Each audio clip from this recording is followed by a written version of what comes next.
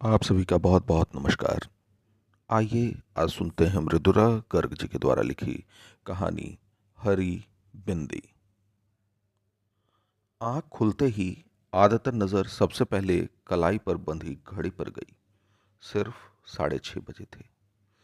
उसने फौरन दोबारा कसकर आंखें बंद कर लीं और इंतज़ार करने लगी कि अब पलंग चरमराएगा और आवाज़ आएगी, उठना नहीं है क्या।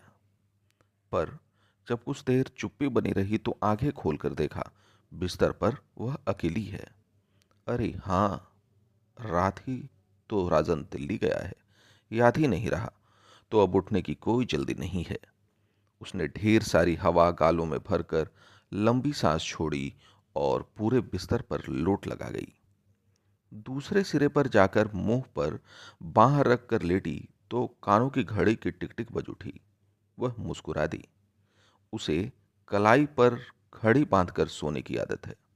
रोज राजन चिढ़कर कहता है, यह क्या, सारी रात कान के पास टिक टिक होती रहती है, इसे उतारो ना।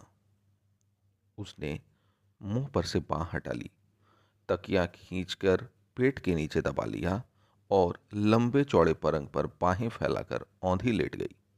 ओह, सुबह देर तक सोने में कितना आनंद आता है। राजन होता तो सुबह 6 साढ़े 6 बजे ही खटर पटर शुरू हो जाती है। चाय नाश्ते की तैयारी, दोपहर का खाना साथ में, और 8 बजे राजन दफ्तर के लिए रुखसत। न जाने राजन को जल्दी उठने का क्या मर्ज है।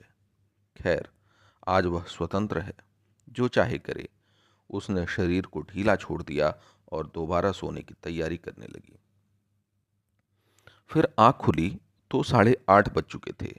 उसने एक प्याला चाय बनाई और खिड़की का पर्दा हटाकर बाहर झांकने लगी। दूर तक धुंध छाई थी। आज जरूर बरसात होगी, उसने सोचा। उसे धुंध बहुत भली लगती है। जब मालूम नहीं पड़ता वहां कुछ दूर पर क्या है, तो अनायास आशा होने लगती है कोई अनुपम और मोहक वस्तु होगी। मैं भी खूब हूं, उसने मुस्कुराकर सोचा। मुझे धुंध में खुलापन लगता है और सूर्य के प्रकाश में घुटन। चाय पीकर गर्म पानी से देर तक नहाया जाए, उसने सोचा, और बाल्टी भरने लगी। फिर ठंडे पानी की फुहार ही ऊपर छोड़ ली और एक गजल गुनगुना उठी। बड़े तौलिए से खूब रगड़कर बदन पोंछा। आज एक अद्भुत स्फूर्ति का एहसास अनुभव हो रहा है। नीले रंग का कुर्ता और चूड़ीदार पाजामा पहना तो नीले रंग की बिंदी माथे पर लगाने को हाथ बढ़ गया। फिर न जाने क्या सोचकर उसे छोड़ दिया और बड़ी सी हरी बिंदी लगा ली। राजन होता तो कहता, नीले पर हरा, क्या तुक है। उसने दर्पण में दिख रही अपनी प्रतिछाया को जबान निकालकर चिढ़ा दिया। कहा, तुक की क्या तुक है, और खिलखिलाकर हंस पड़ी। दराज खोली तो नजर चांदी की बाली पर पड़ गई। उठाकर कानों में लटका ली। विवाह के बाद से पहननी छोड़ दी थी। नकली है ना, और जरूरत से ज्यादा बड़ी, राजन कहता है। एक पुराना बैग हाथ में ले झपट कर बाहर निकल आई। बरामदे में मुंडू बैठा आराम से सिगरेट फूंक रहा था। राजन की उसे देखते ही हथेली में छिपा बड़ी संजीदगी से बोला, खाना बनाऊं क्या। कुछ नहीं, उसने कहा, नहीं खाएंगे, तुम्हारी छुट्टी। मंडू की घबराई सूरत देखकर हंस पड़ी और बोली, मेला मतलब जो तुम्हें अच्छा लगे बना लो, तुम्हें ही खाना है, जो चाहे खाओ, चाहे छुट्टी मनाओ। बिना यह चिंता किए कि ठीक कहाँ जाएगी या क्या करेगी, वह सड़क पर कुछ दूर चलती चली गई। बस इतना जानती है कि आज का दिन यूं ही नहीं जाने देगी। कुछ तय करने से पहले बारिश शुरू हो गई। उसने कुछ दूर भागकर टैक्सी को आवाज लगाई और भीतर घुसकर सोचने लगी। जब टैक्सी ली है तो कहीं न कहीं जाने को कहना पड़ेगा। जहांगीर आर्ट गैलरी, उसने जो सबसे पहले में मुंह में आया कह दिया। गैलरी में किसी आधुनिक चित्रकार की प्रदर्शनी हो रही थी।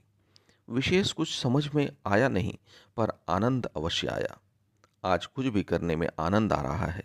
एक चित्र के आगे वह काफी देर खड़ी रही।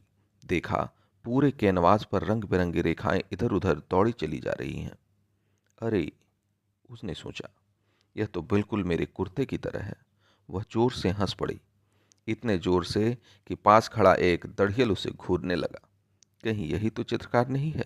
बेचारा, जरूर चित्र अत्यंत त्रासद रहा होगा।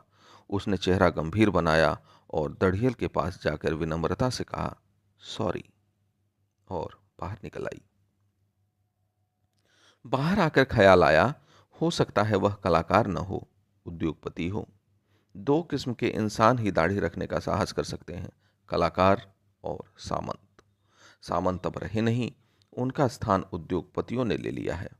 तब तो दिन भर यही सोचता रहेगा, उसने सॉरी क्यों कहा। उसमें भी नफे की गुंजाइश ढूंढता रहेगा। वह दूने वेग से हंस दी। फिर देखा, बारिश थमी हुई है, पर आकाश अब भी काफी गुस्सैल नजर आ रहा है। पूरा बरसा नहीं, उसने सोचा, और फिर सड़क थाम ली। सड़क के किनारे रेस्तरां देख याद आया कि काफी जोर से भूख लगी है। भीतर जाकर चटपट आदेश दे दिया, एक गर्मा गर्म आलू की टिकिया और एक आइसक्रीम साथ में। एक साथ? बैरे ने आश्चर्य दिखाया। हाँ, कोई ऐतराज है? जी नहीं, लाया। उसे ठंडा और गर्म एक साथ खाना भला लगता है। कहते हैं दांत खराब हो जाते हैं। कितना चटपट काम हो गया आज। राजन रहता है तो बढ़िया जगह बैठकर आराम से खाने की सूची देखने के बाद सोच विचार कर आदेश दिए जाते हैं। खाकर बाहर निकली तो सोचा, पास किसी सिनेमा घर में पिक्चर देख ली जाए। किस्मत से अंग्रेजी की पुरानी मजाकिया पिक्चर मिल गई, डैनी के की। राजन कहता है, न जाने तुम्हें डैनी के कैसे पसंद है। मुझे तो उसके बचपने पर हंसी नहीं आती, पर उसे आती है, खूब आती है। फिर हंसी पर हंसी आती है। कभी कभी बेबात आती है, जैसे आज। पिक्चर के दौरान वह आज और दिनों से ज्यादा ठहाके लगा रही थी। पास बैठे आदमी की सूरत अंधेरे में दिख नहीं रही थी, पर हंसी की आवाज जरूर सुनाई पड़ रही थी। पता लग रहा था हंसने में वह उससे 2 कदम आगे है। अदाकार की एक खास बेचारगी की मुद्रा पर वे इतनी जोर से हंसे कि उनके हाथ आपस में टकरा गए। सॉरी कहने के इरादे से एक दूसरे की तरफ मुड़े, पर माफी मांगने के बजाय एक ठहाका और लगा ले। उसके बाद हर बार यही हुआ। हंसी आने पर वे अनायास एक दूसरे को देखते और मिलकर हंसते। खेल खत्म होने पर एक साथ बाहर निकले तो देखा, 4:30 बजे ही काफी अंधेरा हो चला है। आकाश यूं तना खड़ा है कि अब बरसा, अब बरसा। कितना सुहावना दिन है, उसने अपने पड़ोसी से कहा। सुहावना? उसने कुछ अचरज से कहा, या बेरंग? हाँ, कितना सुहावना बेरंग दिन है। वह हंस पड़ा। समझता हूं सूरज यहां रोज निकलता है, पर धुंध कभी कभी होती है। 8 महीनों में आज पहली बार। अब मानसून शुरू हो जाएगी। हाँ, आज खूब बरसेगा, उसने कहा। फिर अनायास जोड़ा, कॉफी पिएंगे? जरूर। हल्की हल्की फुहार पड़नी शुरू हो गई तो दोनों भागकर सामने वाले रेस्तरां में जा घुसे। उसने बाल झटक दिए और बोली, आपका छाता कहाँ है? छाता? हाँ, आप लोग हमेशा छाता साथ रखते हैं ना। वह ठहाका मारकर हंस पड़ा। इंग्लैंड में? उसने कहा। कॉफी मंगाकर दोनों सामने काले पड़ आए समुद्र को देखते अपने अपने ख्यालों में खो गए। सहसा उसकी आवाज सुनकर वह चौंकी। आप क्या सोच रही हैं? यह जानने के लिए पेनी का खर्चा करने को तैयार हूं, वह कह रहा था। दीजिए, उसने हंसकर कहा। उसने निहायत संजीदगी से जेब में हाथ डाला और एक पेनी आगे कर दी। उसने उसे हथेली में बंद कर लिया। बतलाना सच सच होगा। मैं सोच रही थी समुद्र में कूद पड़े तो कितनी दूर तक अकेली तैर सकूंगी। और आप क्या सोच रहे थे? पर पेनी नहीं दूंगी। उसने मुट्ठी कसकर बंद कर ली, जैसे उसमें किसी आत्मीय का दिया उपहार हो। बुरा तो नहीं मानेंगी? उसने पूछा। नहीं, उसने कह दिया, पर दिल बैठ गया। अब वही घिसी पिटी आशिकाना बातें शुरू हो जाएंगी। मैं सोच रहा था बारिश बढ़ जाने पर यहाँ से बोरली तक का टैक्सी भाड़ा कितना लगेगा। वह जोर से हंस पड़ी, दुर्भावना से नहीं, हर्ष के अतिरेक से। मुझे रास्ते में छोड़ते जाएंगे तो आधा, उसने कहा। बहुत खूब। उसने यह नहीं पूछा कि वह रहती कहाँ है। उसे लगा जीवन में पहली बार ऐसे इंसान के साथ बैठी है जो यह नहीं जानना चाहता उसके पति हैं या नहीं, और हैं तो क्या काम करते हैं। समुद्र के जल पर गिरती वर्षा की बूंदें कितनी अच्छी लगती हैं, उसने कहा। कुछ देर दोनों चुप रहे।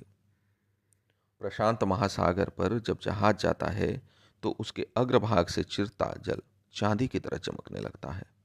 अतिथि ने कहा। क्यों? शायद फॉस्फोरेसेंस के कारण।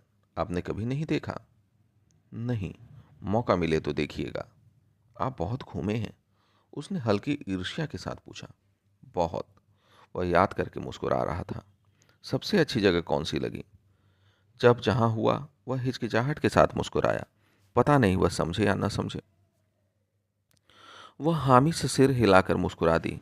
उसने देखा कॉफी खत्म हो चली है और बैरा बिल लिए आ रहा है। बाहर वर्षा थमने लगी है। धुंध भी छट रही है। नहीं, धुआंधार नहीं बरसेगा। वह संकेत झूठा निकला। अब धुंध हट जाएगी और वही तेज प्रकाश वाला सूर्य निकल आएगा। बिल आने पर उसने उठा लिया और कहा, न्योता मेरा था। अतिथि ने बहस नहीं की। शुक्र है, उसने सोचा। पैसे देने की जिद करने लगता तो सब कुछ बिखर जाता।